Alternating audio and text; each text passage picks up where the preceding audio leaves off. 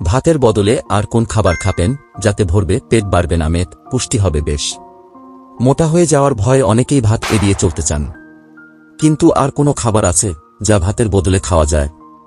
যতদিন যাচ্ছে ততই মানুষ বিভিন্ন খাবার ও তার পুষ্টিগুণ নিয়ে সতর্ক হচ্ছেন। অনেকেই সুস্বাস্থ্যের দিকে পা বাড়াতে ভাতের বিকল্প খুঁজতে শুরু করেছেন।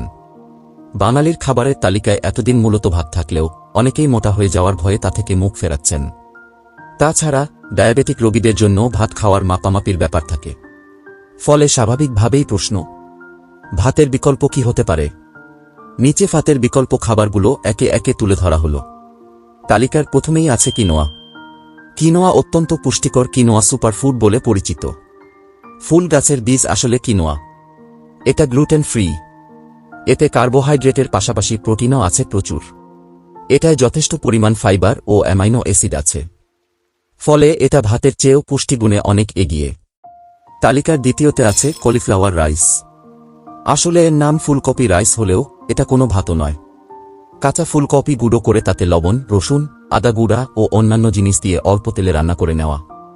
ভাতের বদলে এই খাবার খেলে নিয়ন্ত্রণে থাকবে ওজন, কারণ এটা লো ক্যালোরি ফুড।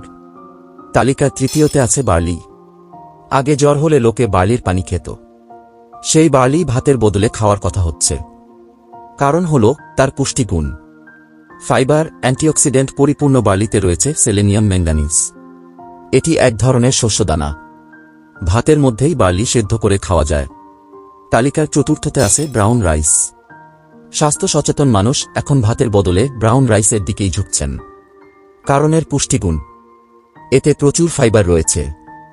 ফলে পেট ভরা থাকায় খিদে প্রবণতা কমে যায়। ভাতের বিকল্প তাই হতেই পারে ব্রাউন রাইস। তালিকার পঞ্চমে আছে ফারো। এটাও শস্য জাতীয় খাবার। এর পুষ্টিগুণ অনেক। এতে রয়েছে প্রচুর পরিমাণে ফাইবার, প্রোটিন ও অ্যান্টিঅক্সিডেন্ট ও অন্যান্য পুষ্টিগুণ।